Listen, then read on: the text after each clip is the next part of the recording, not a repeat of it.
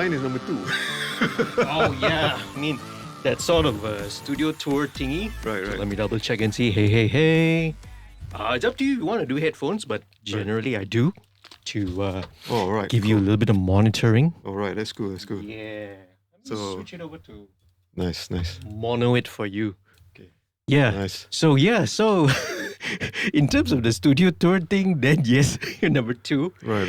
And that's been a labor-intensive part. Is the editing part, man. Yeah, I understand. When you do it on your own, that's it. I mean, I'm always thinking about see if I want to bring it right up to you. Yeah, whenever I want to make a post on Instagram, say okay, I know that the post is gonna be say a minute and a half of video or 2 minutes. So I know it's gonna cost me 2.5 hours of doing things. So shooting, editing, and finishing and stuff. Let's say like putting in the music and stuff. And then most of the time, like for me. I want to put my own music into it. So sometimes you know what? I think I want to compose something. That's just me. It's like, okay, just do up something. It's like, okay, probably like all these kids are into this lo-fi chill kind of stuff. Okay, all right. So yeah. All right. Okay. Yeah. you take that aspect another level lah. Right. So yeah, I just take whatever the stock music that's inside my free software, man. Well, that's good also. I mean, but I like to I don't know take the extra mile to probably credit myself more. Nice. Call it like some self-proud thing or something. I mean, it's just good practice. I guess. Absolutely, man. But as they say, what they call, I think Voice calls it finished hours or finished minutes. Is it finished hour? One finished hour, it's equivalent to how many hours of post-production work and editing. Man, people don't know. Yeah, that's what goes true. behind it. That's true. Is the thing behind that makes it. It's like you don't build a house in a day, right? So like that's you have to stack bricks and put in the cement and stuff, the plaster and all. So yeah. Yeah, I mean it's the same in music as well. Absolutely, man. Absolutely. And that's exactly the reason why I love to have this conversation with people like you, fellow producers, audio engineers, people who are behind the scenes. As I mentioned, right, I got 40. We're episode should be number 40, depending on how I finish editing and putting things out. Right. But should be number 40. But I'm interested. This is who I want to talk to, and talk to people like you, man, who fascinate me. Who I feel a common kinship, a common comradeship, so to speak. Right. Okay. I mean, yeah. I'm honored, man. The thing is, thanks so much for inviting me to do this because I'm always keen into sharing whatever I know. And the thing is, we are on borrowed times actually. So the thing is, I'm probably gonna I'm pushing 50 next year. So next year I'm gonna be 50. So I mean, well, time for us is like running. I don't want to say running out, I just say running. So it's up to you to how to catch it. How to catch it in the best way possible to just share with whoever that's they want to hear your ideas and stuff, right? Yeah, I mean, not to start off this whole podcast on the more morbid thing. It's not really. But I mean, I think recently there has been quite a number of people who in the industry that we lost. Yeah, exactly. Yeah, people who like the songwriters. I mean, I won't very close with most of them. Obviously, it's a whole different generation for me, and a whole different scene altogether. I mean, the one that I would probably mention the most would be Napi from Spider, lah. Who recently we recently passed away at 51. So I know I must make you feel like that's. In the recent years we lost a lot. I mean, in from our generation, say Kelly. Kelly, of course, love him to death. Aji, Aji, yeah, you as well. yeah, the music director. Okay, slip my mind, man. So, that's but right. yeah. So Lok Yu, Yes. or Faizal Uze is his real name. Right. Yeah.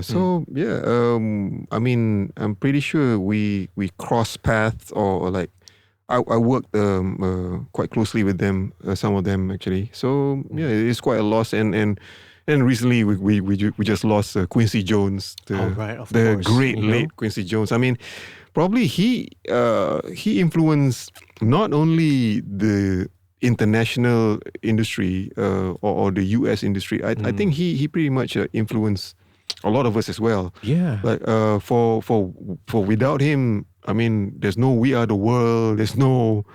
I mean, have you seen the documentary on We Are the World? I mean, it's really, really fascinating. I think that's one of those when you watch that, it's like okay, you see the man at work. Yep. Calling all those talents, calling all those great singers. At that time, they were already rock stars and superstars at that time, and I cannot imagine the magnitude of work, of the pre-work that they've done to call in people, him and the late Michael Jackson. Really, really, and then the results are, well, as you can see, We Are the World, the original version is still the best version of the song. Okay. Not the Wyclef Jean version. No, I'm a fan of hip hop. I'm a fan of R&B, but when you put something's better left. Yeah, exactly. And to me, do it doesn't mean to me, you don't have to put like 8 bars or 16 bars of rap in it. You know what? Just leave it, or probably if you want to, just sing it and put all the tune. Okay, I'm fine with it. That's why I love it, man. I love all these hot takes. I love all these kind of stories, man. But I guess thank you very much for doing this. It's such an honor for me to finally have a little conversation with you here to get you onto this podcast.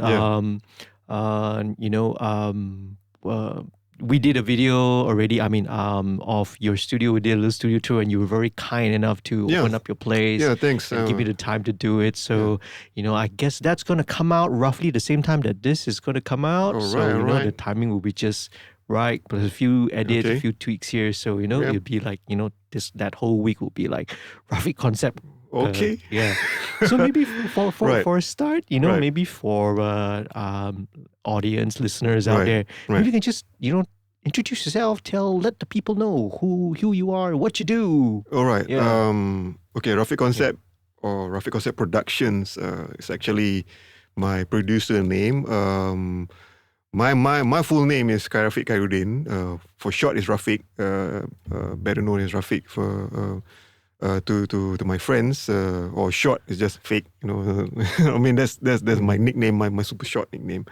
And I've been working in music probably close to. I think it's about 3 decades now. Yeah. So from 93 to it is 3 decades already, man. Time flies. So I mean, the first time that I actually worked on is actually I worked for this place called Prima Music back in the days. It was in 93 or 94. At that time, I was still studying in Ocean Institute of Audio Technology. So where I took my diploma of audio technology. And at the same time, so because the classes are quite flexible, so most of the time I don't have any classes in the night time. So this studio, Prima Music, it was owned by Datuk Wah Idris. So he was actually building another studio in Ampang, right above Sony Music. It's still functioning right now. So he needed someone to just to be like a assistant audio engineer here in Taman Tun. So yeah, there was an opening. Then yeah, thanks to my friend, he was actually doing some PR work over there, and he said, "Hey, Rafiq, are you interested in joining us or something? My boss need someone to take over the studio here because they are shifting to Ampang." I said, "Okay, I can try." So what kind of work is that? Because at that time I wasn't really experienced. I know a bit of stuff. Probably before I took the courses in audio engineering in Ocean Institute. So I actually bought a lot of like audio magazines like Sound on Sound, Computer Music, Future Music, and back in the days, it's like when I look at those magazines, like, man, this is like alien language to me. What is like ADSR? What is like sine waves, saw waves? I don't know stuff, man. It's like it's crazy. But yeah, I know the concept somewhat of recording, mixing. I just know the gist of it, the flow of it. Probably because at that point of time already, I was actually building my own computers, buying stuff. Buying like the custom components and stuff, and then building my own PC. So Cool. so somewhat so I tell myself that if I know this how to build computers, so there's some engineering in it, and of course everything that we build have a certain kind of flow. So in the field of audio, there's flow. I mean, there's a flow chart of stuff, and before I entered college, also I was into like programming games and stuff. That was back in the days, before the right now the graphic intensive or the really realistic graphics like Unreal Engine and stuff. I was just like programming like DOS games. Yeah, that was. Yeah. So the things that there's a flow of things. So I somewhat grasped the concept of stuff. So the signal flow, if you will, from the recording, microphone to the mixer to the recorder itself, and then the playback machine. So I guess I learned pretty quick. So working for Premier Music at that time, and then concurrently also I was studying. So it really helped me. And well, the bonus is my salary actually paid for the for the tuition, the classes. So yeah, I mean it's all good. Any kind of experience is valuable, especially in this kind of field. I mean, no amount of paper or like paper qualification can actually tell someone that okay, you're good in doing this stuff, but in the real world, can you handle it? So gratefully, when working with Prima Music at that time, I worked with a lot of people. Mainly, I was doing dubbing stuff, voiceover, dubbing for this Chinese series called The Legend of Condor Heroes. Yeah, I can still remember stuff. We had 3 decades now already. Yeah. So it was for this company. So they gave us this tape. It's a U-matic tape. Yeah, man. Wow, No. those days. Yeah, those days. So U-matic tape. So one track is like it has everything. Everything there, and then one track is just like the sound effects. So you have another track. If I'm not mistaken, on the tape itself is got like four tracks, four audio tracks. So you have to record to that particular track, that blank track, the dub version in Bahasa Melayu, Right. in BM. So I got the chance of like working with people, and then try to see if I can handle that kind of situation, right? I mean, most of the time I was like just one guy, and probably my friend also was helping out with the PR, doing the calls and stuff. So I was just manning the console alone, with say 20 other talents and stuff. So I guess it goes a long way. The experience goes a long way. Interesting. Very, very cool, man. I mean, actually came in a little later than you, I mean, to the business, you know. Right. I only really started coming in about 2000, 2001. And at time, the transition was really in full effect, really. You know, it's like Pro Tools was already the norm. Yeah. DAWs were getting to be the method of choice. But I mean, it's still fascinating to hear, you know, working with U-Matic, man. Yeah. Yes. Like, and all those older formats, the D80s, even when I started, D80s were already around 2000, 2001, D80s were already like, going to phase off. Going away. Already, exactly. Yeah. How was the working, you know, what would like be the typical working day like on a project, you know, back then, man? Okay. I was lucky enough to be working in the field in audio at the transition of the analog to digital. Yeah. So back in Ocean, we were already taught on digital audio, the various formats and stuff. And yeah, to say the least, like nothing's changed that much, you know. At that time, we were learning about 8-bit, 16-bit, you know, probably till 32-bit, and somewhat, you know, the concept doesn't change much, you know. It's like you know about something, you know, that it can apply to a lot of other things. I mean, we back in Ocean Institute, we learned how to splice, you know, analog tape, a 2-track analog tape. I remember that one of our assignments was to edit an M. Nasir song. It's called Apocalypse, and if I'm not mistaken, the actual duration of the song was about 7 minutes long. 70 minutes or something, 6 minutes plus. So the thing is, we got to make like a radio cut. So probably like 4 minutes or 4.5. Sorry. So yeah, we just listened to it, and then I forgot what was the speed of the tape. Probably like 7 inches per second. Oh. So every second, like 7 inches of tape goes in front of you. Yeah. 7.5, I think. Yeah. Yeah, 7.5. Yeah, about that. So we need to mark it. We need to splice it. Then we need to like tape it. Yeah. So that was the predecessor to you know, doing stuff on digital audio. So the concept is pretty much the same.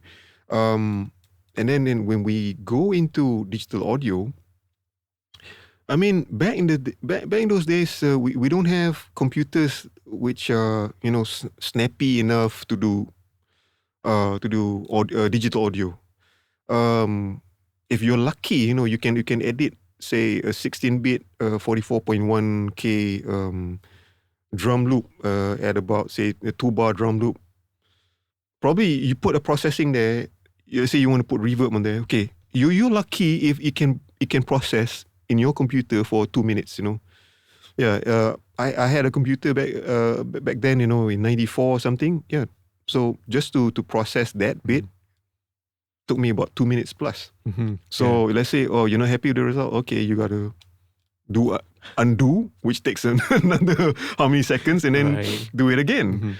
So that you learn. So hence, when you learn things analog wise, so it actually prepared you of the transition, and it prepared you for the amount of work that you're doing for digital. Because back then we don't have the same kind of technology right now. Right now you can edit using your phone, right? Recently, me and my wife, we went for a trip to Turkey. So we were, well, not say worried. I mean, we were like, kind of worried, like, hey, what if we get jobs during our trip? So what if like we cannot decline? So I told her, okay, the most we can do was just actually just doing recording and a bit of editing, then we can send to the client. Not music, because the thing is, okay, for 10 days of the trip, I don't want to do any music, but I want to find out music from there as well. So I want to find out what's the musical culture over there. So yeah, one of the stops, we did have a chance of doing a recording. I brought my mic, which was a SE 2200. And then an XLR, and the thing is, I borrowed my friend's Zoom H4n recorder, which has a XLR in, and it can record at 24-bit, 48. So okay, perfect. Yeah. So record everything there, record 3 takes, and then transfer via SD card. Yeah, SD card. Yeah, SD card to my phone, and my phone was running FL Studio Mobile. Oh, okay. Right. So I'm quite familiar with the workaround because I'm on FL Studio on the PC, on the desktop. So the thing is, it's a bit cumbersome because just because the screen is small and stuff. But then that amount of work there. So then you think about it. Back in the analog days, it was worse. I mean, for this kind of work, probably it will be impossible. Yeah, it'll be impossible, or probably it will take you. Yeah, it is impossible, right? You need to go to another studio, right? You have to physically go. Yeah, physically go to another studio, and you say, and if it's too hard to you for you, then you probably decline the job, man. Okay, so lost income. Yeah. So I guess I'm grateful that I was in that in the era of the transitioning from analog to digital, and probably maybe if you noticed. Even in the video itself, I mentioned equipment like the Roland VS 880, the Yamaha MD4. Absolutely, So probably I have been recording from, say, 2-track analog to 16-track open reel to 24-track open reel to mini disc to hard disk recorder, 540 megabyte. The infancy of the digital audio workstation. Yeah. So when you learn about all the stuff, you tend to appreciate more. You tend to you don't have so much of I think gas. The gear acquisition syndrome. Yeah. So whenever there's a new stuff.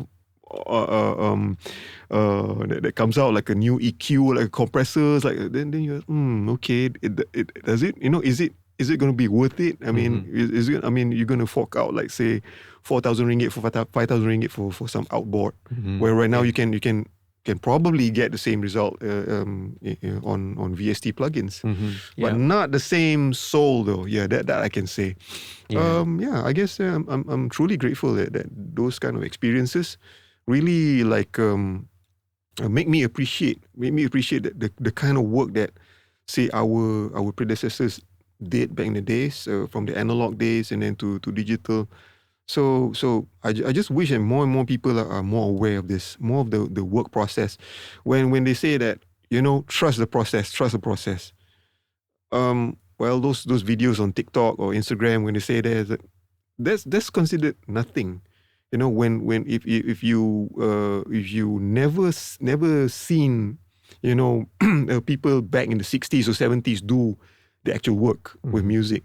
I mean, now it's like nothing is stacking up MIDI notes and stacking up samples and stuff. I mean, it's the process itself, respectfully, but it's not the same. It's not the same. I mean, it took a longer time. Yeah, absolutely. And even if they do see, and even if like the common layperson watches all this content, right, which is all super short form, I mean, admittably now, it is much easier, but there's still a lot of work that needs to be put in. Exactly. Even with the tools and technology we have. Yeah, true. Yeah, because it's not just a matter of just picking sounds. Sometimes picking the right sounds is exactly the one right. that takes time. Yeah, and then sculpting it. And I think another thing where maybe people sort of take for granted nowadays is how to derive and to get the performances out of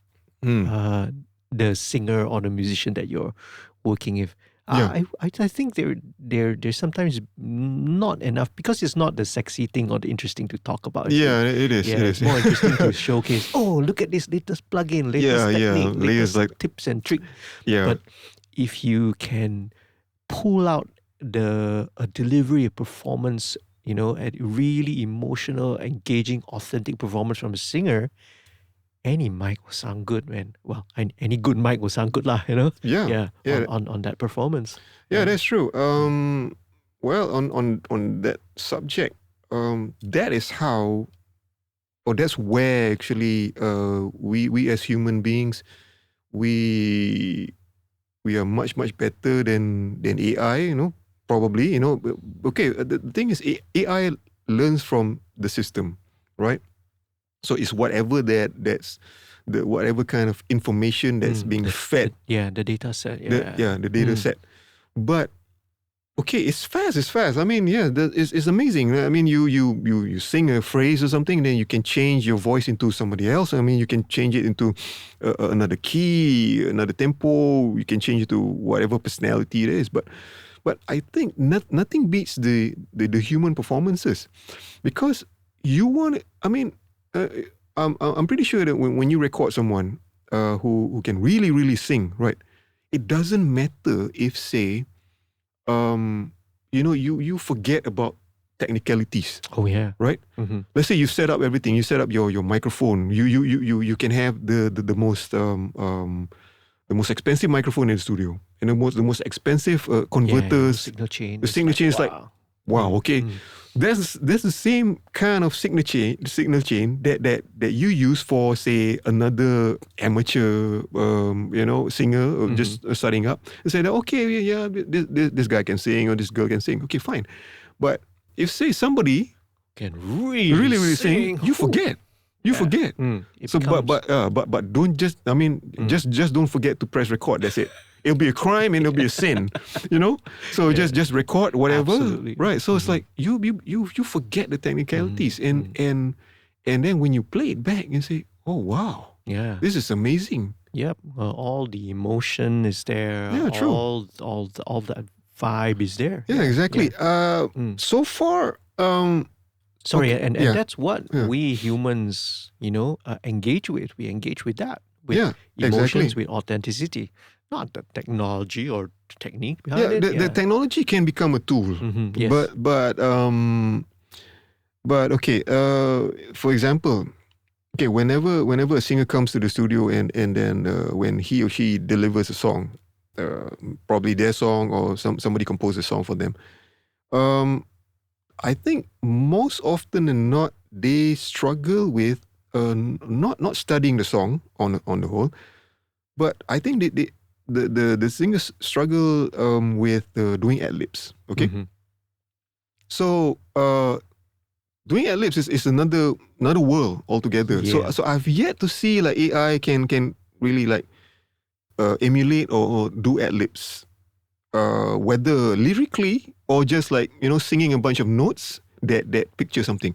So what I always tell the singer, the performer is, okay, I'll ask him or her, okay, what's the song about? Okay, is it a sad song? Okay, it's a sad song. It's a breakup song. Okay, sing me 2 notes that tells me you're sad. Can be any note against that chord, or like, okay, probably like you hear the next chord or something. So can you actually tell an AI to do that? I don't know. I don't know yet. Probably yes, can. But if say, we humans, we are pretty much in tune with our feelings.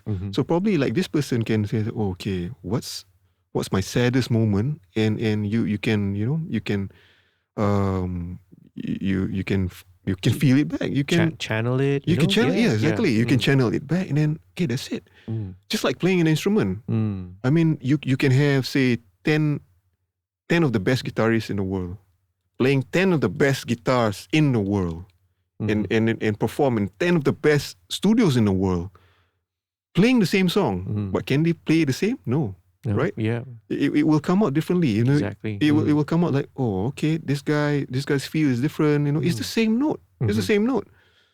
Just like playing any kind of instrument, playing a piano or something. I'm pretty sure, say, from the classical music days, say Beethoven or Pachelbel or whoever that I mean, whatever music that comes to us in that came to us in the form of writing. So we didn't we didn't have a chance to hear the actual recording in those days. Correct.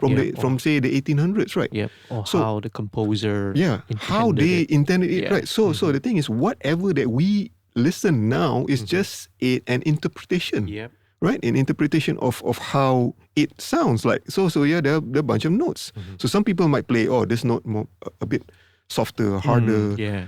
Despite having those dynamics being written down, like pianissimo, mezzo forte, stuff like that. So those are the technical notes, right? So we cannot, we don't know that. So we are lucky right now where whatever that we do right now is being recorded. Well, no pun intended. I mean, right. So it's being recorded. So whatever that we say, whatever whatever nuances that we do, I mean, it's recorded. Yeah, that's a beautiful part of it, man. Yeah. Exactly. So I think this is how we can somewhat surpass AI, or probably like this is something where AI probably won't be as good as we as humans. Probably. I agree with you, man.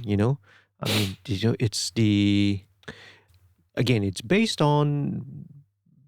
on math or whatever machine learning you call it. You're working with massive data sets. I mean, you're trying to. It's very good at coming up with good, catchy sounding melodies, but it always tend to be run of the mill, middle of the ground kind of a thing. That's true. Yeah, it takes the human being to come up with the quirky, the odd, the weird. Yeah, true. And I don't know. For me, that's what I like when I hear an artist who's like, "Hey, this does not sound like someone, it doesn't sound like this, the way that they sing this melody or the way that they write, the way the melodies they choose, this band or whatever, it doesn't sound anything." Those are the ones that really excite, Exactly. me. Be it recording vocals or recording session players. I mean, nothing beats the human touch, right? I mean, the interaction. I remember, let's say, when I work with session players like the late Kelly who plays the bass. Sometimes when we have him in the studio, we say, okay, I'll write down the chord chart for him, and just play. I say, okay, bro, just play. All right. So from his interpretation, probably like he just heard the song probably yesterday or just a minute ago. It's like, okay, right. So he just play, right. So those are the kind of stuff that's valuable to you. It's like, this is how a seasoned session player will treat the song. Nobody's ever heard this song before. At that moment of time, if say, there's the songwriter or the composer, the singer, and me as the recording engineer and the music arranger, and just the session player. So only 4 of us in the world, in this universe that ever heard that song before. And the first performance might just make the cut, right? Absolutely. Yeah. And most often than not, more often than not, when we have the seasoned session players, they just come in, just play, all right, just play once, they say, we're happy with it on the most part, and then say, okay, well, then we can like tone down certain parts, or say that, okay, we can like improvise certain parts. Right. Yeah. So that's I mean, that kind of interaction, like learning from each other is all good. And for me, so as well, what I get from say, a player like Kelly, the late Kelly, I learn how to play bass. Not directly with him. When I watch him play, see the best education is where you learn by seeing, or you learn by hearing. Is using your senses. Yeah. So is that computational processing? I don't think so. I mean, it is. Logically speaking, is computational processing, algorithmic processing, whatever that means, right? But then, we as humans, we pick up we pick up whatever that we hear. Yeah, exactly. And not only that, because of that creative nature in as human beings, we analyze, the how they phrase it. We analyze what's the choice of notes, what's the rhythmic sensibility like? Is it laid back? Is it on the dot? Is it a little ahead? Yeah. And then we also take it internally, analyze it internally, and then sometimes we will twist it and then, churn it out, and it becomes something new. Yeah, true. And I think learning is always great. One of the easiest, best ways is to learn by mimicking our heroes or mimicking people who are better or smarter than us. Yeah, exactly. Learning from them, and then true. Yeah. The thing is, well, this is related with whatever that we talked about just now. The first few times where I feel that I can play music is when I realize that I can pick up things. I can listen to stuff on the radio, on TV, and I can just play it on the keyboard. So I wasn't formally trained. I didn't know how to write stuff. I didn't know what the notes are, or like I didn't know what's major, minor, all the stuff. But I just know how it sounds like. So just like try it. Okay, so back then, okay, I can do this. This is my newly acquired skill. Although it is probably it was a bit late. My first instrument, honestly, was actually the drums. Okay, because I love the drums. I love rhythm. After that, I didn't know that I can pick up notes and I can listen to stuff harmonically. So when I went to see my uncle, so my uncle has been like quite a big influence in my musical journey, in my musical career, because once he told me, Rafiq, learn how to play jazz. So I thought, my young self at that time was like, I think I was 16 at the time. I was like, what, jazz is hard. Jazz is like so difficult. Like it's so technical and stuff. No, he told me, no, jazz is not the hardest form of music. Jazz is the fundamental. If you can play jazz, you can play anything. Then okay, so he supplied me with all those real books or fake books. Yep. He said those. Yeah. He said to me, play covers. I was like, what am I mean, you a teenager, right? I mean, you go like, why am I gonna play? I want to play my own stuff, man. It's like I want to do my own stuff. That's the ego kicking. The teenage ego kicking. Yeah. But then I came to realize that, somewhat whatever that my uncle Khalili he said to me, when you play covers, you're not just learning how they play. How they compose. And the thing is, you can see the relationship between one song to the other, to the other, to the other. And okay, when you read the real books or the fake books or something, and then you learn, okay, what is the one chord, what's the 4, and what's the 5. So whenever like you need to jam with someone, and somebody says, okay, 2, 5, 1 in C, so you know exactly what chords they are. Yeah. Not what chords.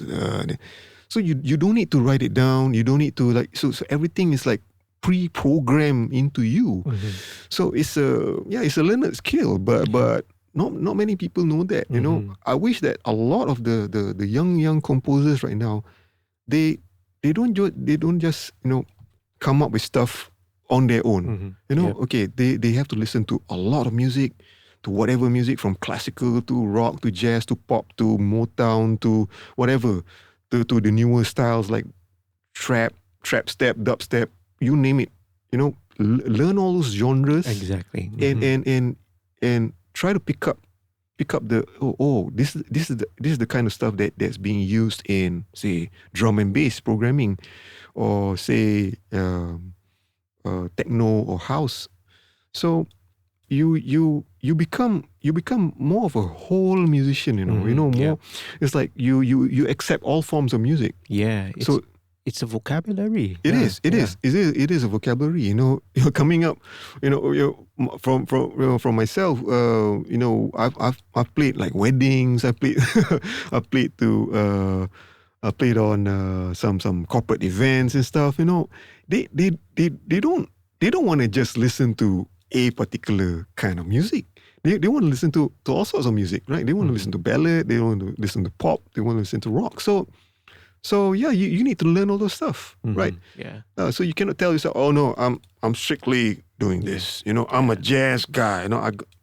I mean, okay, it's fine if you say you can make a name out for yourself if you do that particular genre, right?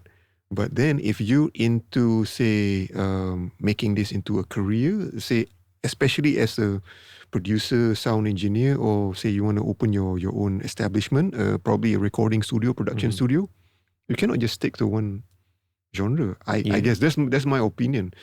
So yeah, you need to be open. You need to be open to all sorts of genres, all sorts of music. So I guess reflecting back on whatever that my uncle taught me. So every time I go to his house, he's got a piano there. He's got first he got an upright, and then I learned how to play piano on a baby grand piano. So we jam a lot. He played the double bass, and he sometimes when I'm on a piano, he plays the saxophone or the trumpet. Yeah.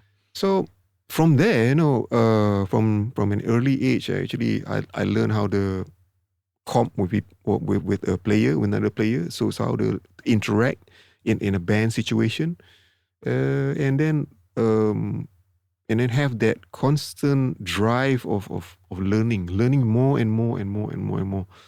So it's like I can say, I can bravely say to people, I can proudly say to people that I'm a student for life. I've studied some form of audio technology or audio engineering back in 93 to 95. If you say, yes, I am, I am a graduate of that diploma, but to say the least, I have not graduated yet from the field of music in general. So yeah, I'm willing to learn, and I don't know, I just love to learn a lot more and more, I guess. Yeah. Yeah, I mean, absolutely, man. I mean, we were just talking about keeping up to date with technologies, and then we talked about AI. But I'm also just curious to sort of dig back a little bit into, you mentioned. I mean, your uncle is obviously, well, by the way that you've spoken. What's your uncle's name again? Can you just can you clarify a bit? Yeah, my uncle's name is Khalid. My uncle is the younger brother to my late father. In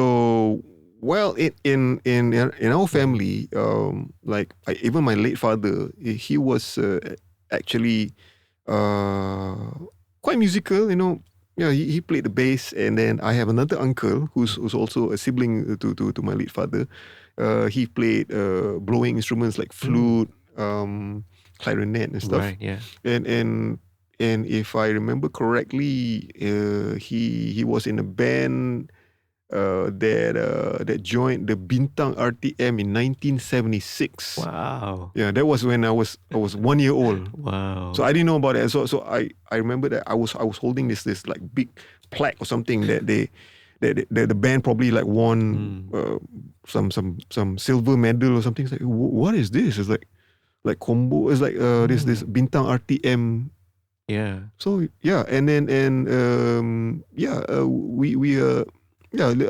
our family is quite musical, but then nobody in my family, in my direct relatives, there are professionally into music. In the industry. In the industry. Oh, okay, yeah. right. So my uncle Khalili, he was actually in the Navy. And as you know, if you're in the Navy and you're the Army, and if say you can pick up an instrument, okay, that's plus in the band, really. Yeah, you're in a band, man. So I had the opportunity also of playing alongside the alumni, the Navy alumni, probably like 10 years ago or something, where I played the piano with them. It's like, it's an honor. So he's not really. He's a musician, but it's his hobby. It's his. I see. He's his passion. His passion. So, but then he doesn't take it as a career path. Right.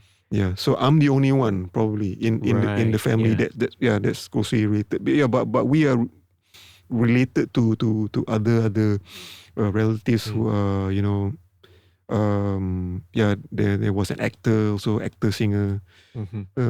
Just that. Yeah, that's very cool to know. I mean, it's always interesting to hear how maybe certain influences, maybe a person, a people, or situations where the influences just rub off onto us, and your uncle and seems to be like a really, really cool, must have been a really amazing guy to be. Someone to that spurred and encouraged that in you. Yeah, exactly. I'm grateful to have a family that understands what you do. They don't care. They don't care on, say, whether you make it or not. They don't care whether on say you make millions or not, or you become famous. They don't care. They don't care. Yeah. The thing is, they just care like, okay, if you're happy with it, okay, fine. Yeah. Absolutely, yeah. Fine. I mean, you're good with it, okay, fine. Yeah. Right. So those are the life lessons and the advice, which I feel that I guess the youngsters of today, which say if they want to get into music, they want to get into production in this recording field, I mean, they have to listen. They just have to listen. I mean, put your ego in the pocket or out the door. Biases, your all the biases, like I'm this, I'm this guy, I wear blue, you wear black and stuff like. No, scratch all that stuff. All right, just be humble. Yeah, just learn. If you I would be, I would feel lucky, even now. Say, I can like sit down and talk with say people of my generation, of our generation, and also like people of musicians or people in the field who are much older than us, right? And speaking of people who are who have influenced me in my musical journey, I guess one of them must be M. Nasir, Datuk M. Nasir. All right, I met him in '95. Wow, that's close to 3 decades ago, and he still remembers me when we met him because Kak Marlia Musa, Datin Marlia, is actually with the Voice Girl of Malaysia, as you know, and then my wife is with Voice Girl of Malaysia, and sometimes they get jobs together.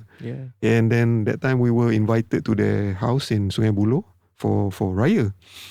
So I mean, I probably, like, at that time I picked up a lot of stuff from him. That was probably 5 years ago. It was before the pandemic, I guess. So but rewind to '95. I actually went to his studio, Lunca Emas in Sungai Buloh also. So one day my friend Razman, where we produced his instrumental flamenco album. I did mention it in the video. So the thing is, he called me up one day, Fik, nak jumpa M. Nasir lah. Huh? Why nak jumpa M. Nasir? Tadi saja. Okay. I just feel that we need to okay, fine. We didn't have any appointment.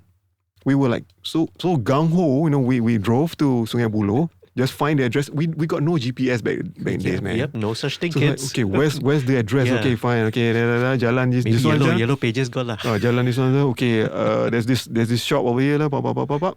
And then, okay, so we parked down. Then we went to his studio. So luckily for us, he was there. He was there doing nothing. Well, he's probably doing something, but being interrupted by two guys who's like from nowhere, right? So at that time, I wasn't I wasn't thinking about myself. I was thinking more about my friend because it was his choice to meet up with M. Nasir. He said that probably I just want to get some jobs from him. So okay, that's a good intention. All right, so we actually recorded prior to that we recorded a demo tape of him playing. I guess that was before we produced his album. I think we were just like jamming around some ideas and stuff. So okay, that day when we met M. Nasir, actually it was downstairs. I don't know, probably after lunch or something. And then I heard from afar. It's like I heard his voice. Then we told his secretary. It's like kami nak jumpa M. Nasir. Ada appointment tak? Tak ada. It's like okay, untuk apa ya? Because okay, my friend Azman, he's more of the timid side, he's shy, but he's really good in playing flamenco. You know, whatever fire, fury, lines or stuff, he comes it comes in the form of playing his guitar, not by talking. He's very soft spoken and stuff. But so he told me, hey, Fik, you cakap, okay lah. So okay, I'll saja nak jumpa kawan saya nak cari kerja.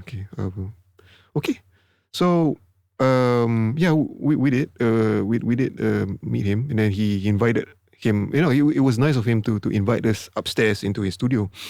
So we talked about stuff because we mentioned the word flamenco. That was when he said, flamenco. Okay. One thing about M. Nasir, Dato' M. Nasir, for lack of a better word, you must know how to speak with him. It's not the other way around. It's not where he comes to you, hey, Fik, macam mana recording okay? No, he's not that guy. I guess so. Probably I'm not that guy also. I'm not that guy goes to people. So probably maybe people would think I'm stuck up or I'm sombong for that matter lah. But coming back to that, so we went upstairs. Then we played the demo tape. He was like listening to it keenly, and then said, okay. And he tells us a story about flamenco. So wow, the man. And it's like we didn't ask for it, but we were we enjoyed. It was this conversation where he spoke about the origins of flamenco. It came from Spain. Came from the gypsies. Actually, he said that he mentions that gypsies are actually from Egypt. So when the Egyptians they came to Spain through caravans and stuff, historically we know something about it. So the people of Spain call them the gyps. So hence gypsies. So they were like, oh, okay, now we know.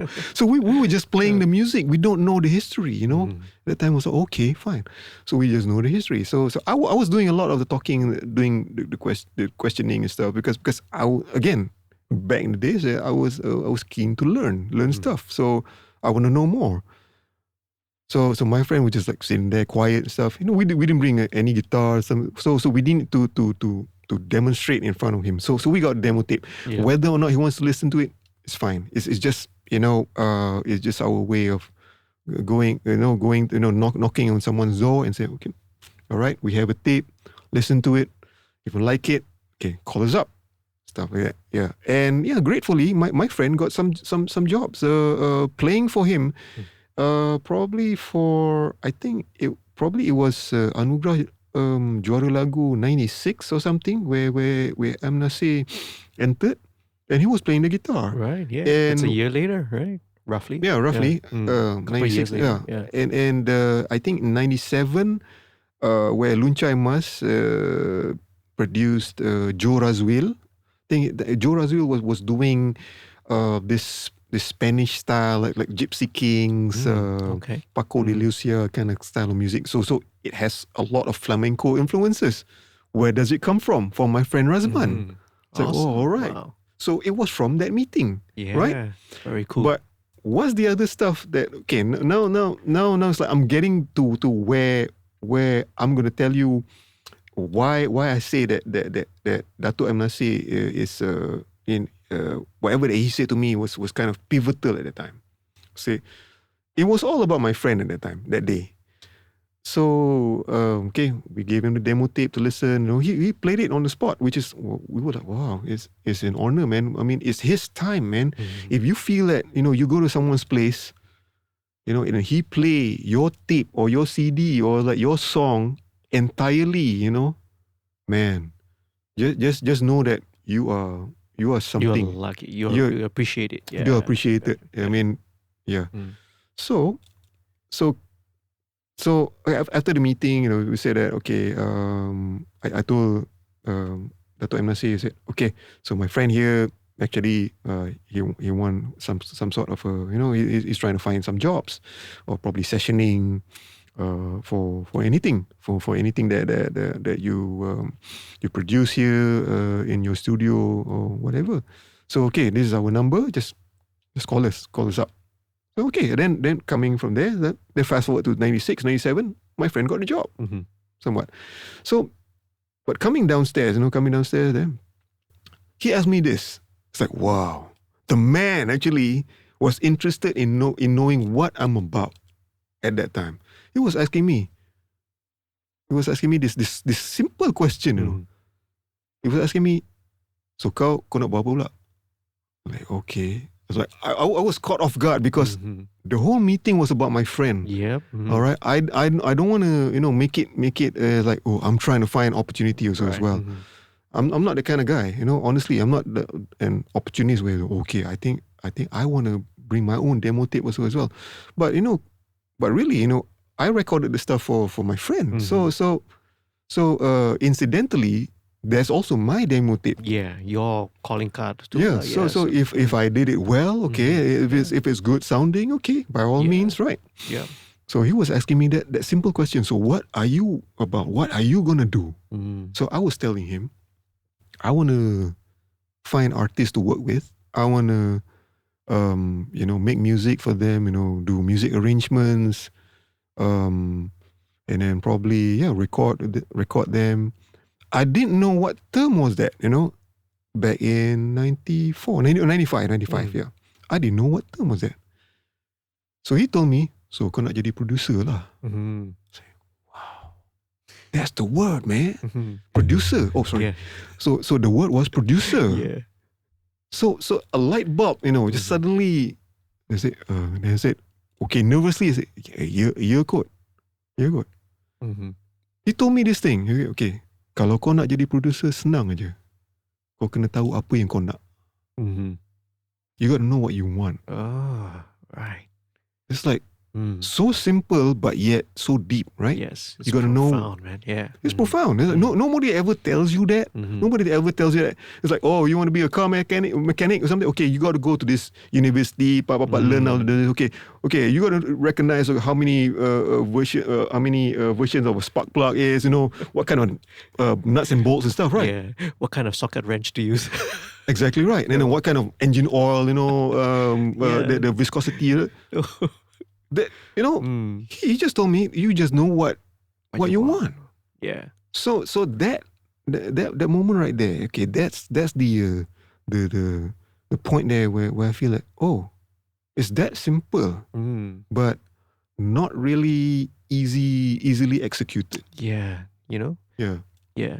Simple idea and concept, not easy to grasp and exactly. And really, live it that way. So I take it to heart, that kind of advice. Although as simple as it can be, right? I mean, maybe some people like hearing this or watching this will say, "Huh, is that simple?" Like, I know what I want. No, you don't know what you want. You don't know what you want until you walk the path. Yeah. Right.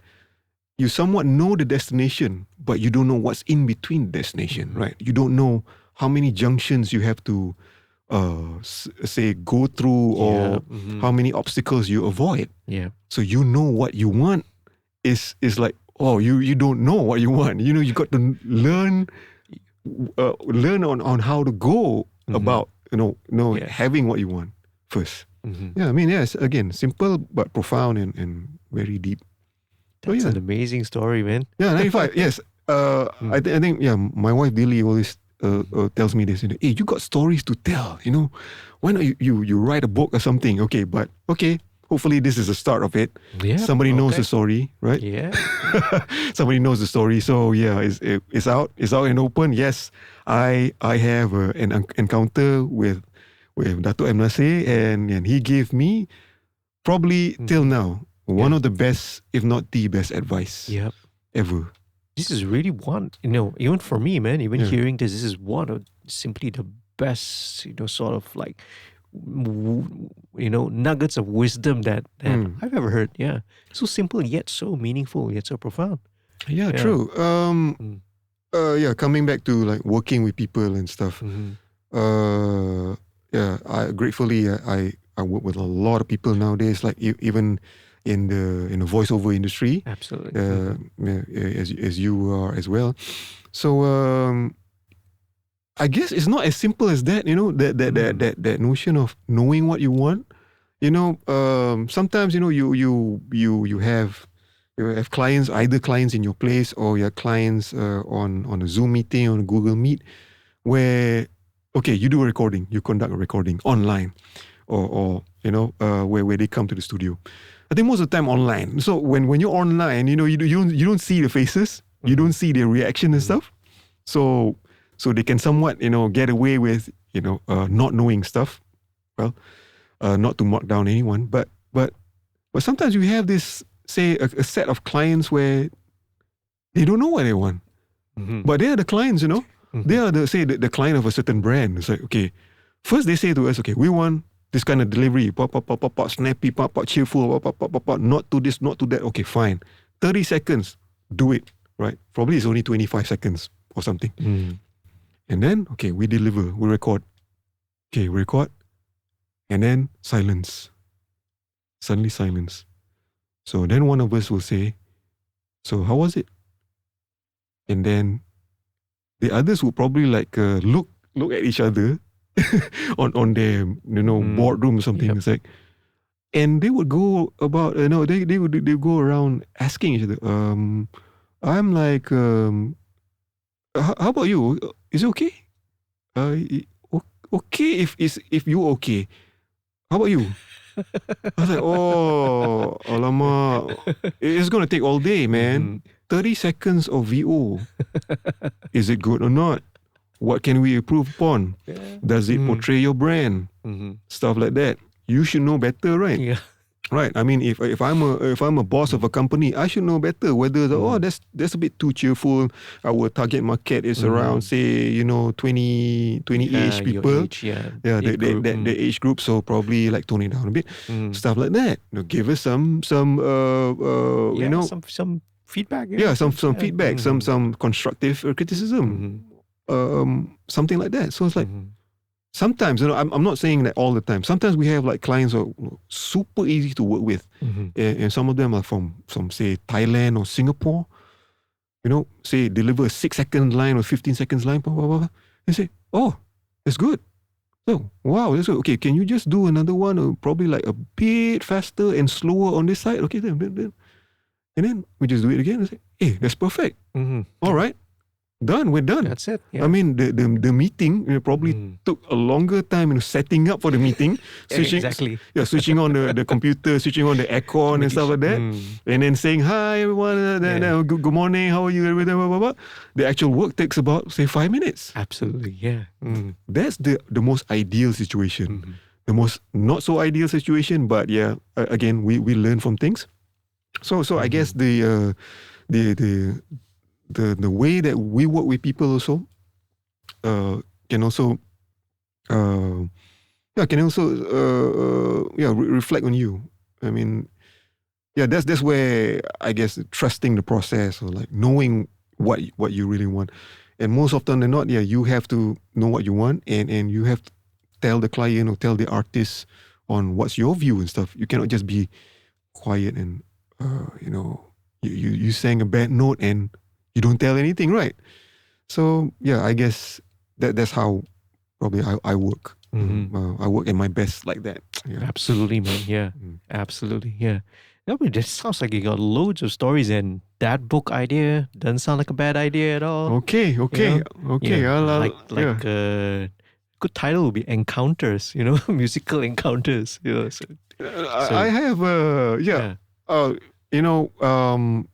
jokingly or like I don't know whether it's a good is a good title or not. But okay, I'm just gonna run it. Okay, so workshop it. Yeah. So I just wanna see people's reaction to it. Okay, or probably your reaction to it. The title of the book, probably, if I have the chance to write it, it's going to... You've said it now, you got to write it, right? Okay, I got it right now. Okay, all right, I'm going to do it. Okay, so it's going to be called How to Survive the Music Business Without Doing Any. Without doing any... Business. Oh. Right? It's like, how? Okay, that sparks the curiosity, right? Exactly. This is like, it's like a nice bait out there to... So just the gist of it. Reel them in. Yeah, just the gist of it. Like people are going to think like, I'm not going to spill too much on it, but yeah, somewhat the synopsis of the story or the book per se. Yes, I'm gonna tell stories about, how I started, how I go about doing my work and what experiences, encounters, like you mentioned. But I'm not gonna mention any business side. That's gonna be how I'm still trying to figure out. Trying to figure out is like, how do you survive a business without doing any kind of business? Right. Yeah. I wouldn't say that's the final title. But probably I'll consult with some people. Probably what's the best? That's a very unique, interesting angle too. So probably we won't mention too much about say money or the monetary financial stuff. So it's going to be more of whatever experiences that I can share with people and whatever that experiences I can actually channel from the encounters that I had in my life. Yeah. That is a book that we need to see, man. We need to hear. That needs to be put down in hopefully pen to paper. Yeah, right? Yeah. Wow, pen to paper. No. Yeah. Go get my book. I'm going to sign it for you. Okay. You should go and contact MNASE. Ask him to write the forward. Okay. Oh, that's a good idea. We'll leave all these things off the record. All these ideas, man. Okay, that's a good idea. Absolutely, man. Yeah. Yeah. Hey, let's go into some of the maybe I don't call it a lightning round, but some of the lightning round questions, which, maybe it's just to satisfy the more techie, geeky, nerdy people, lah. Right. Obviously, as I mentioned, those who really want to go in depth into your studio and your setup can go check out that video. Yeah. But maybe couple of questions I want to run through here. Okay. So what DAW are you using? Yeah. Okay. Mainly I use FL Studio. Currently is the latest version, which is FL24. The naming convention of FL Studio right now is like it depends on what year is released. Right? Correct. Yes. So it's like, wow, it's more logical, right? So next year, if you need to update, so it's just 25, and then next 2 years are going to be 26. So version 0.1, 0.2 beta or something. So, but it doesn't matter, right? Because they actually skipped 22 and 23. Right. If I'm not mistaken, it was 20, 21. Version 21 was already like, there's a lot of new features, and 24 is even much better and more stable and stuff. It is better and better. Why I like it? Because, well, again, coming from, say, I used to program, say, or make beats or arrange samples on tracker softwares. Way back in 93 or something. I knew about this demo scene. This demo scene where a lot of programmers, they try to, I think, if I'm not mistaken, it was a 64 kilobyte demo competition or something. So it's how much stuff you can do in 64K. Right, yeah. So there's graphics, there's music and stuff. So I was more curious on how they create their music. So a friend of mine said, they use tracking. I said, what is tracking? What's tracker? So the thing is, So you have this, if you imagine like a linear rolling timeline, so which goes from the bottom to, it rolls up.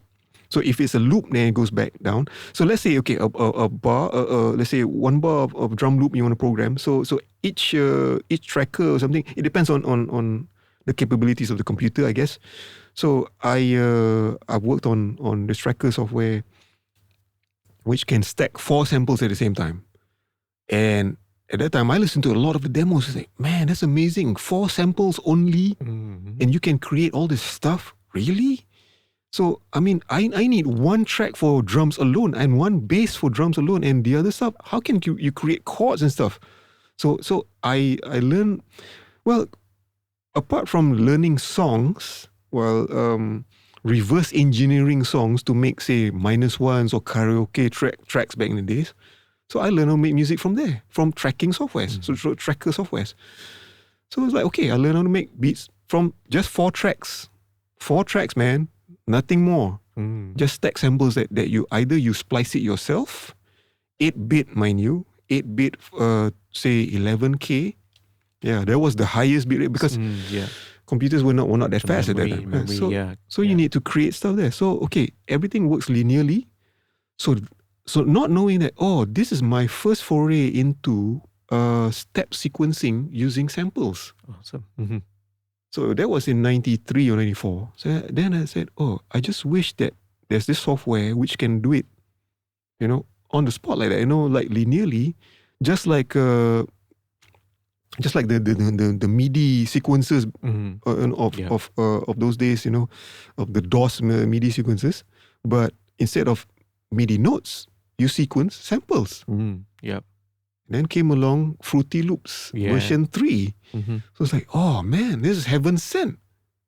Well, the thing is, okay, honestly, Fruity Loops version 3, I actually bought a bootleg version of it. Okay, I'm not going to reveal where the shop is and everything. Okay, it wasn't a shop. Okay, it was somewhere like a roadside thing.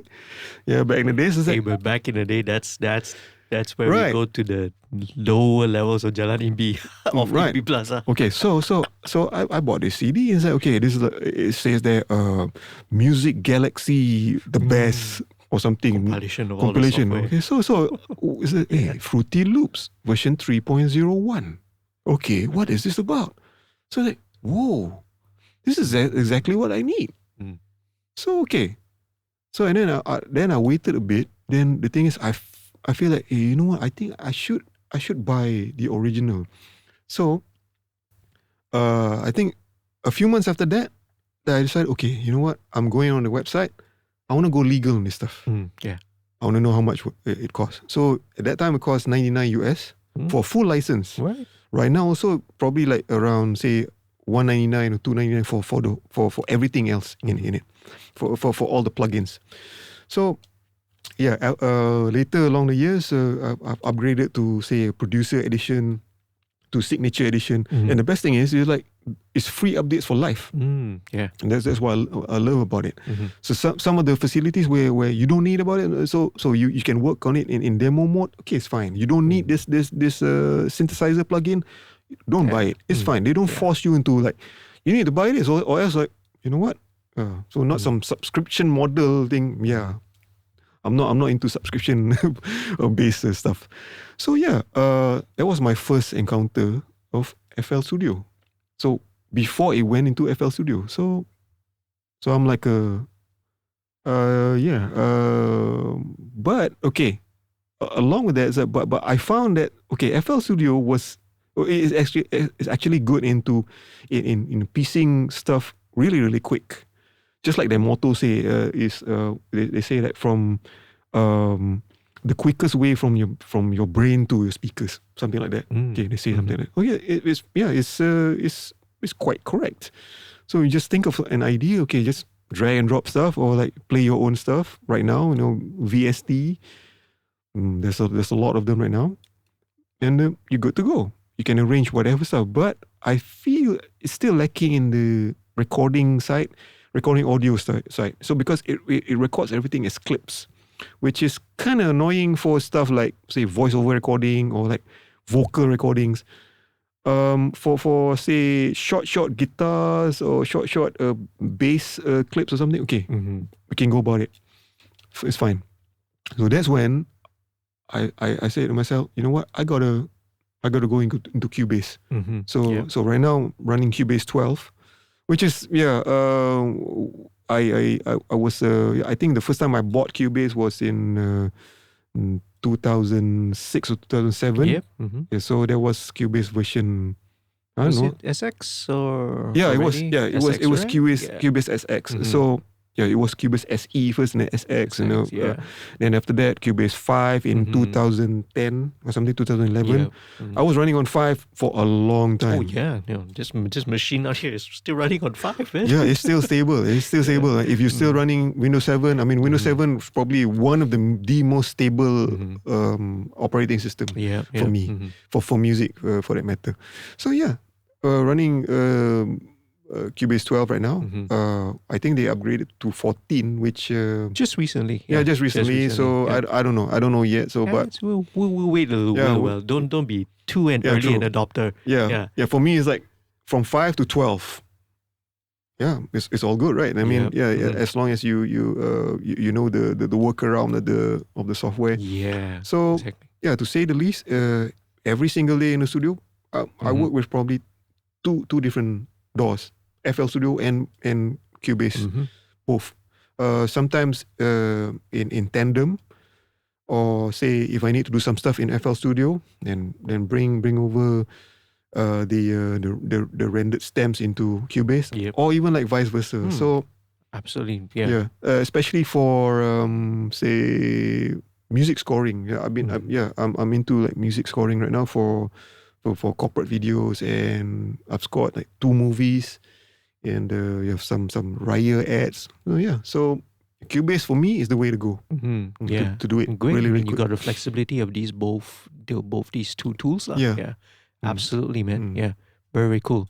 So do you got anything on your wish list right now? You know, whatever's on your next dream piece of kit that you plan to get? Not really, but okay. I'm more of a keys guy. Yeah. Piano keys guys. So probably the next gear that I probably plan on getting is actually a really, really good hammer action controller. Well, I have actually a Korg SV1. But that's being used as as and when if I have shows and stuff with my band or my friends. Very rarely actually. But then to use it as a controller, it's not because it doesn't have pitch bend wheel. Oh, it doesn't. Doesn't have pitch bend. It doesn't have any other controls. So it's strictly a digital piano, a stage piano. You know. And it does an awesome job at doing just that. It's got MIDI outs, both via USB or the 5-pin DIN. Yeah, it works well. Yeah. But the thing is, it's a bit too bulky to put in a studio. Yeah, it is. It is a little. Yep. Bulky. So probably I'm looking into those say native instruments or Arturia. You know, they look really, really nice and really streamlined. Okay. Right. Yeah, so yeah, I think I need to like shop around. Black Friday sale coming around. It is now. It is now. So, it's already started. Okay, we're dating the date of this recording, this podcast. Yeah. Black Friday sales. Oh, it's super. My email is being flooded with too much stuff. It's too tempting. Yeah. But on the that's on the hardware side. I'm not too much of a hardware guy, I guess. If say, well, I'm into like playing say pianos, the digital pianos, or even like drums, electric drums, or even like bass guitars. I'm not a guitar player. I don't know how to play guitar that well, so probably I like basses. But it's to shop around for a particular instrument is like I have this thing where I need to like do a lot of research into it, especially when you feel that you need to purchase something, then you need to use it. Then you need to say, okay, What is it going to sound like? And am I going to use this on a record or something? Am I going to use this on something? If not, then don't. Yeah. Then don't buy it. Especially like right now, it's like you have like a universe or world, a universe of say VST plugins, like these monstrous sample libraries and stuff. So it's very, very tempting, when they say, okay, sale is on, 60% off, 70% off. It used to be $250. Right now it's like $80. Okay. Tempting. Yeah. So, but yeah, it will take me quite some time to like research about it, whether or not it is the thing for me. So I guess, on the software side, I'm into like collecting or probably like trying to invest more into the orchestral stuff, the cinematic stuff. Yeah. I think that's the way to go because I guess that goes hand in hand with my intention to be more of a well-rounded musician or composer, producer, to get more into like composing, scoring jobs. Yep. Yeah. So yeah. Just that. Absolutely, man. That's always good things to factor in. If that is a tool that you feel that it's going to be applied, it's something that can be useful for your projects. Right. Yeah. Then make it that way. Yeah. Absolutely, man. Yeah. Really cool. So, I mean, we talked a lot about the flamenco project, is there any particular projects that, you feel that you've done before that you're like very proud of, Okay. Yeah, I thought about this. The thing is, I'm actually proud of every single project I do, whatever it is, with whomever I work with.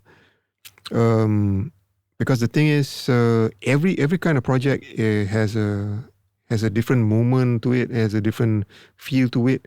So every single time you learn new stuff. You learn about working with people, working with some other things.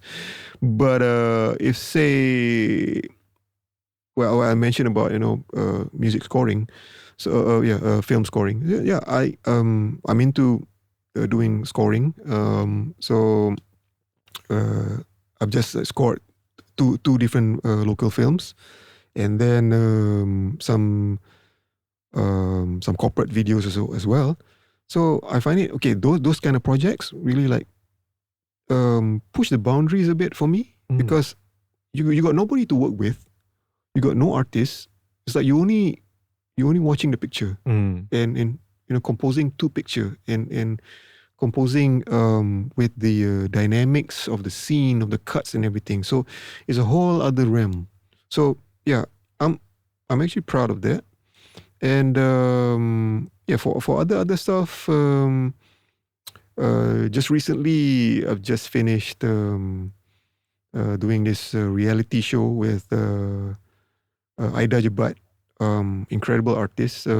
She got second on the show called The Hardest Singing Show, this reality program in Astro. So the task for me was for 10 weeks to come up with music arrangements for her. So 10 different songs, 10 different genres probably, and then 10 different ways of doing it. So, and the timeline was like, okay, we know what song, probably, most of the time we know what songs we're going to do. But sometimes there are changes, where this artist already take it, so then we got to change the song, or probably like it doesn't fit the situation or the scene or the theme that they want to do, because Aida, she got her team of people, and then every single show they will come up with a theme. All right, so the theme is like this, so we got to do the song like that. Like we cannot do like all the songs, as per the recording, unless that suits the theme. So the timeline was like for 10 weeks it's like this. Okay, Monday we know we lock the song, so I'll just come up with like a rough edit or something, doing the actual song, and probably rip the stems out of it as best as I can, and find out the chord, the tempo and stuff. Okay, find what kind of genre they want to do. So for the first week, we rearrange her song. I think it was her first single. It was released 8 years ago. So he said, she said to me, okay, Abang, I want this to be sounding like a Mad Max soundtrack. I was like, oh, wow. That's it. It wasn't like, wow, it's hard. And it's like, wow, finally somebody wants me to become Tom Holkenborg, Junkie XL. Yeah. All right. Yeah. So I'm into his work, I'm into like Hans Zimmer, John Williams, you name it. So it's like, okay, bring it. But it was quite a challenge for that time frame. Monday we know the song. Tuesday you got to come up with a rough thing, because Wednesday you got to send it so that they can practice with the team. Yeah. And by hook or by crook, by say Wednesday night or Thursday morning, you got to give the stems to Chaan, the music director for the Liman band, because they're gonna perform it alongside the sequence. So it's not 100% sequence. Yeah. So it's sequence plus live. Yeah. So that's the timeline. So Monday, So for 10 weeks it was like that. Yeah. So I was juggling that and some other works as well. Some of even my wife's VO work. So yeah. Yeah, all those as well. Yeah, exactly. But it's a really really really great experience for me because it requires you to be on your feet all the time. You cannot slack up. You cannot this is Wednesday morning already, and I don't have any idea. But yes, I think probably the 8th or the 9th week I was stuck. And then I probably came up the stems or the final sequence on Thursday morning, because I was really really stuck, because working for like 7 weeks consecutively, in and out. So although the songs are you've heard the songs before, but to reimagine the songs in some other ways, that's crazy, man. Like, imagine doing one remix every single week. And people are gonna hear it. People are gonna hear it, and then if you slack up, man, that's it, man. Right. So and also your the artist's reputation also, relies on you. Yeah. You don't make it, then she won't make it. Absolutely. So gratefully, that's one of the greatest moments or challenges, experiences that I have for rearranging. I've been doing it for quite some time already. For like Gaga Vaganza, for like Family Duo. Yeah, it's fun. Yeah, it's fun. It's a bit stressful at times. It's living on the edge, man. Yeah, it's living on the edge, but it keeps you feel alive. You're just like really cool. So it keeps you revving.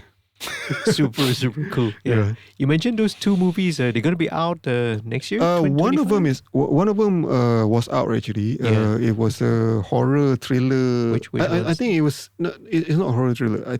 Sorry, it was. It's a psychological thriller. What's the title? It's called Eva. Eva, Take Me As I Am. Okay. Well, unfortunately, I don't know, for some reason it was on the screen on the cinema for only about a week or something. I don't know what went wrong or something. Local box office is always tough, man. Yeah, so I don't know, a week or something, but yeah. I'm sure it's probably on streaming now. Probably. I guess it is. I think it was on streaming. So for this festival Film Malaysia, I think it's entering. I mean, it's been nominated for cool. a few categories. Cool. It's from a small company, but but it's fine. But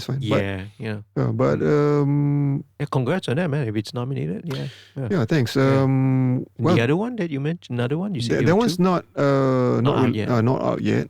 It's been a while right now, so I'm still waiting on their yes or no.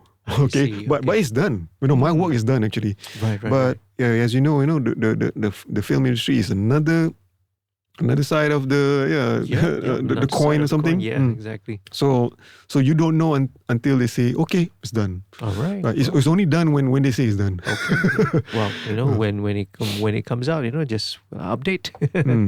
We'll do. So there's there's so many there's just a few, and I know we're just scratching the surface. That, it's awesome, all these stories that you have. Yeah. And there's a lot of even good advice and good lessons that we can always glean from what you've shared already, man. But is there maybe any sort of advice you would give to someone who's stepping into this industry, wanting to do music, becoming a producer? Okay. Well, okay. Funnily, actually, well, I probably I think I told my wife that, you know what? I wouldn't want to advise anyone. that's on the surface. That's also a good advice. That's like oh, you want to be a music producer? Don't. That's also a good advice. Don't. That's you know what? But okay.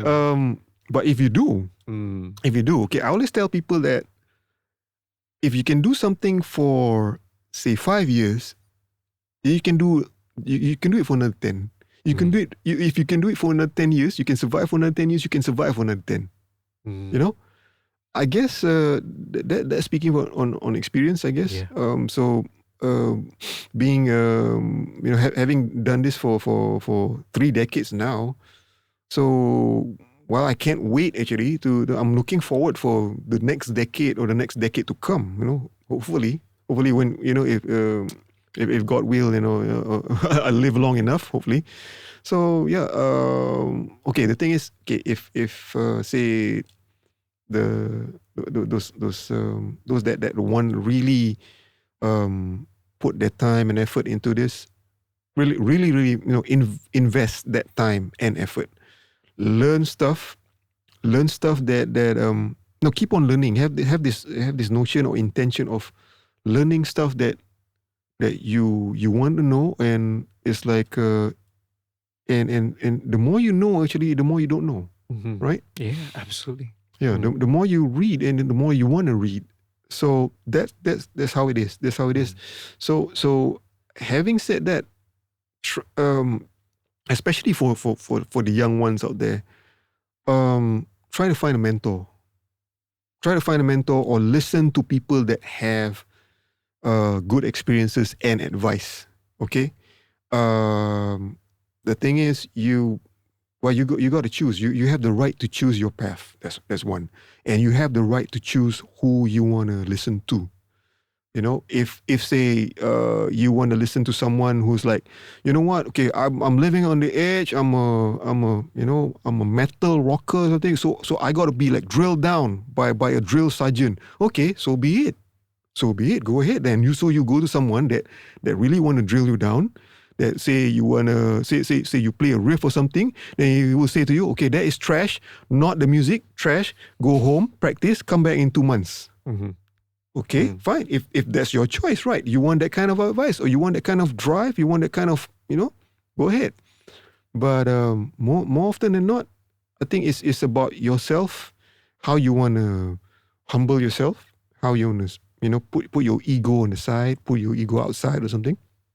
And learn and listen to your peers, to your not only your age group, or also from people around you who have the same ideas, who have the same mindset, who have the same wavelength, and also to people who are older than you, who are more experienced than you. The thing is, okay, it's gonna be a bit tough or harsh. I'm gonna tell people that, if you step in somebody's studio, okay, and you know that person that owns the studio is, say, about 15 years or 20 years older than you, he's probably 20 years more experienced than you. Never ever say anything that's like, okay, for instance, you go to someone's house.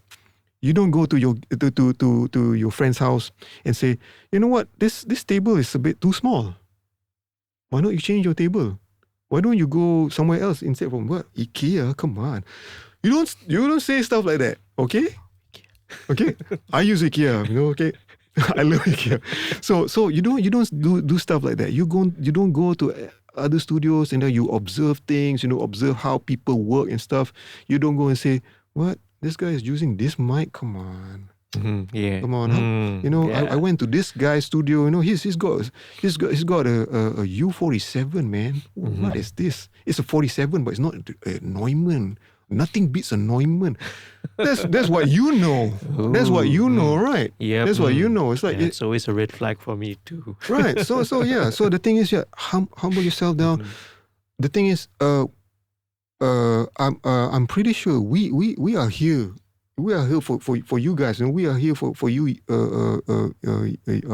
younger guys, or like even our own age group or our peers. I mean, we are happy to share our knowledge. That's what it's all about. That's how our industry, our recording industry, our music industry can grow. Not like fighting. It's like, oh, you wear blue, I wear black. So what? Right? It's not that. It's not that. It's like not the genre.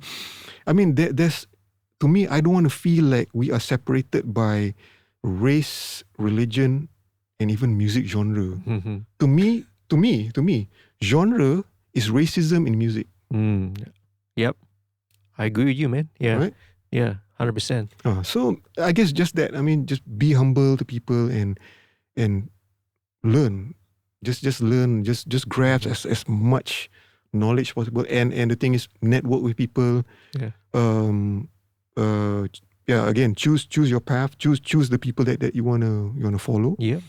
That's up to you. And just do it. Just do it. And yeah, hopefully you'll make it one day. Right. I mean, the thing is, to say the least, we are still progressing. Right. Hopefully we are still are. And then we have not yet seen, say, yes, the word success, for me, the word success is successive. It's a short for successive. It's not success. Okay, you got gold. You got 5 awards. You got 10 awards. Okay, that's it. I'm done. Right. I got my first million. I'm done. Is that success? No, it's successive. Yeah. It's got to be ongoing. Yeah. So yeah, go towards that. Go for that. Ongoing learning and ongoing success. Yeah.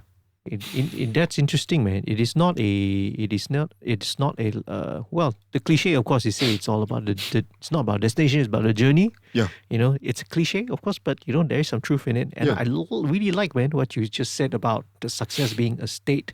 Yeah. It is a state of success. It is not like something that, I'm not there, and then finally one day I reach success. It's a state. It's a constant flow state. It is. It is. It's super, super inspiring, man. Yeah. Thank you. I mean, that's that's part of our job also as well. The part of our job also in this field is to be an inspiration also as well. I come into music actually, honestly, not by choice. Actually, it's just like, it just happened to be like, you feel that you're good in something. Okay, why not just hone your skill, and then just to brush up on it and practice more and do more.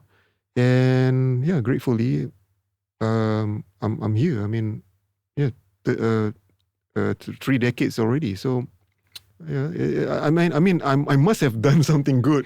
Must have been, Must have been done something good to deserve this, man. Yeah. Okay, alhamdulillah. To be able to do this. Gratefully. Yeah. So it's just that. I mean, even for us, we have to be like constant reminders of ourselves, and constant reminders of the past that we have, and also what's ahead for the future, and also be an inspiration. Be inspiration to the young people out there, so that to keep us alive, I guess. Yeah.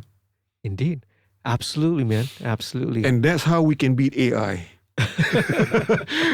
That's me. Yeah. That's a good closing statement, and a good sentiment to end it on. Yeah. Thanks, Khairafik. Thanks for doing this, man. Thanks so much. Absolutely beautiful. It's absolutely amazing.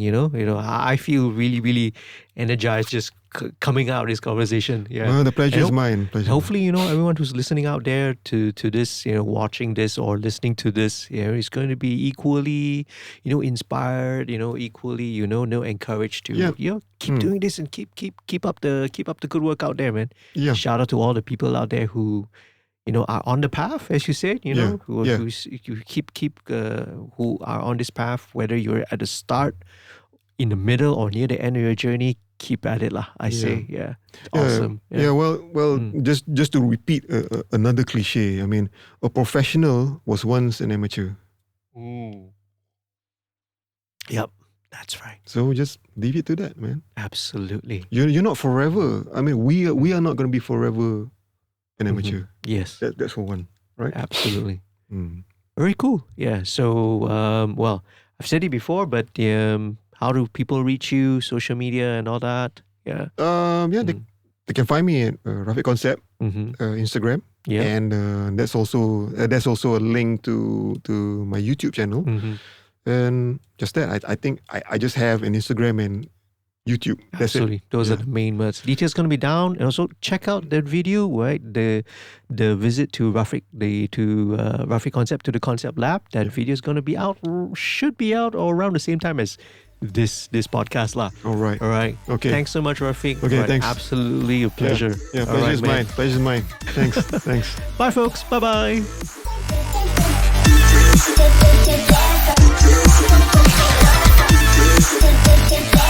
We'll be right back.